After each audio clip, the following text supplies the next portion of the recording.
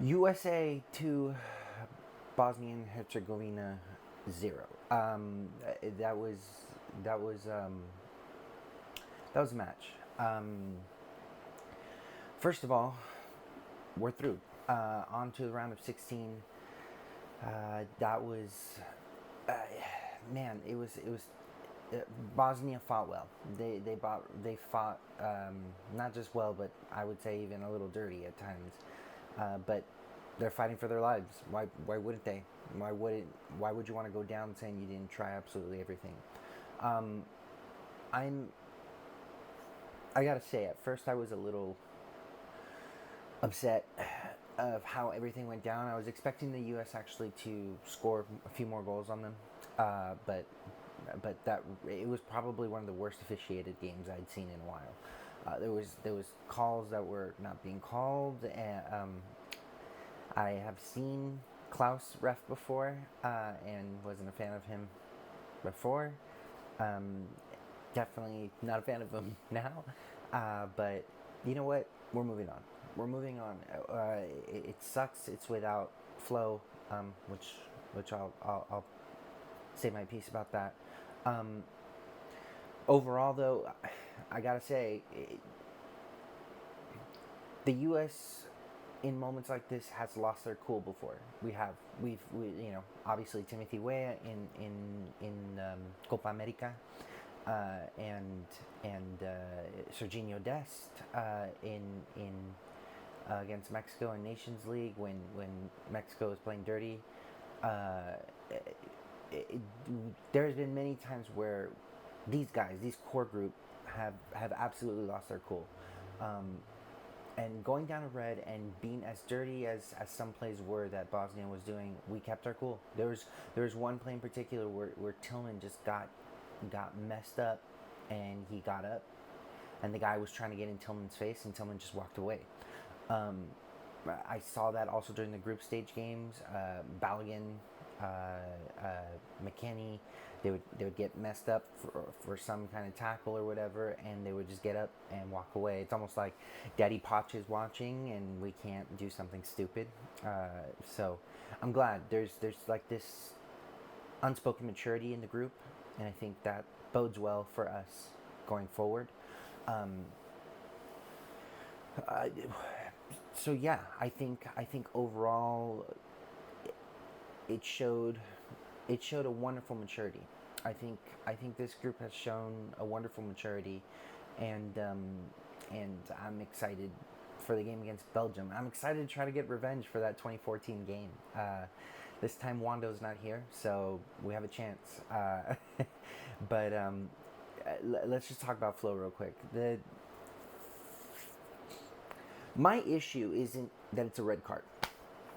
Um, by the rules, by the unfortunate wording, it is a dangerous contact. It endangers the other player. It's just like there was a Champions League match that happened last season that people were debating where the guy jumped and he didn't see it and he was coming down. And I thought, it's a professional player and they have to know what their body is doing around them, and they can't be endangering people. Otherwise, it's a slippery slope. Um, Fine. Like if it's something that needs to be reviewed, so be it. Um, I don't know if it needed to be reviewed. The ref um, saw it, saw it well enough, and saw the intention that there was none. That it was a collision of players that were clearly both challenging each other. And as a matter of fact, if you look at the full play before, the guy's fouling Balogun.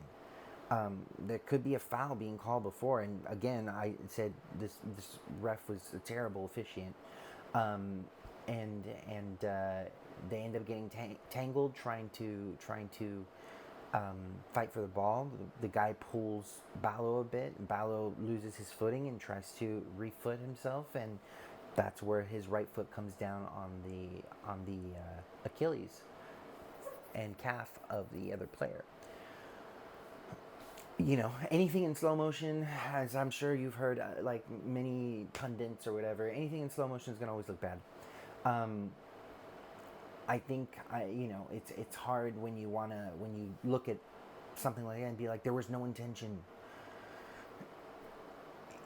It doesn't really matter in refing. In refing, you can only ref what's right there, and it was dangerous play. My issue comes with, why was that looked at for review? In review, you're not supposed to, especially for those kind of fouls, at least to my knowledge with what the wording is, you're not supposed to look at it in slow motion or in stills. You're supposed to look at it at speed of play. The only slow motion and stills you're supposed to look at are for offside reviews, goal reviews. But for possible red card violations, it's supposed to be at speed of play. That was immediately when I saw it being reviewed, I had a problem with. They were doing that. The second problem is, why didn't Messi then get a red? And there's been other instances, and not just Messi, that I've seen during this World Cup, because I've watched every minute of this World Cup. Subtle brag, but also a little sad. There have been other instances where a similar situation wasn't reviewed. It was moved on. Yeah, this is the part where I understand why people who absolutely detest the VAR are having an issue with it. Overall, though, if it's a red, it's a red. Fine. Like, we have to deal with those consequences. Do I think we can still beat Belgium without flow? I think we won't be working at 100% efficiency. This, as I said in the last video, Balogun is really key to our system being dangerous, because Flo not only occupies the two center backs, but then can run into the half space from that position for a ball over the top. So if we are kicking the ball around in the back, being patient for an opening, he provides that outlet. Not just our wing backs, or not just Tillman and McKinney dropping into the hole in the middle.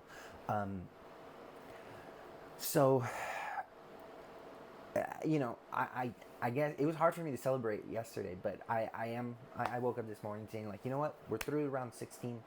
I'm excited to try to get revenge against Belgium. Do I think we can still do it against that old team? Yes, especially what we were seeing against Senegal. I think we have a strong chance. I think the U.S. is still firing all cylinders. What was nice is that there wasn't any other cards. We're not going to be worried about players sitting on a yellow for further suspensions. Everyone was pretty healthy, except Tillman's toe looked like he was bleeding. He apparently had to switch shoes at one point.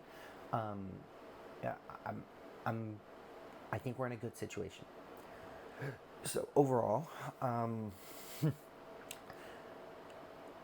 I don't know who we're going to start up top. Pepe provides a different kind of profile, and I'm wondering if we're going to try to go to a similar profile as Balogun against Belgium, because there should be those spaces in the back to exploit. I wouldn't be surprised if we're going to either see Hadji or even Timothy Weah playing at the striker role. I think we need that player that can get in behind, and Timothy Weah has shown that he can play that role, play in the striker role. He is not a hold-up type guy. Hadji can provide a little bit of hold-up, but Hadji Wright. But Timothy Weah definitely has that speed that we would like to have, and I think from what I saw against what we saw with Belgium, there's going to be some spaces to exploit over the top. So I'm hoping Pulisic and Weah / Hadji can be in those spaces, be ready to attack, because I don't think Pepe has the speed to really exploit it, and Pepe still is not strong enough to truly hold off some of these players and play as a true hold-up 9. So speed it is, or quick movement. I think Pepe can provide those quick movement, quick passes, but in order for us to have those multiple outlets, at least to start, I don't mind Pepe coming off the bench. But I do think starting Timothy Weah might be our best bet. Okay, that's my take on that, and the boys looked good. I think it was a tougher game than a lot of us expected, and I'm happy we're moving on. So let's go USA. Let's also go Mexico and Canada, and we're moving on.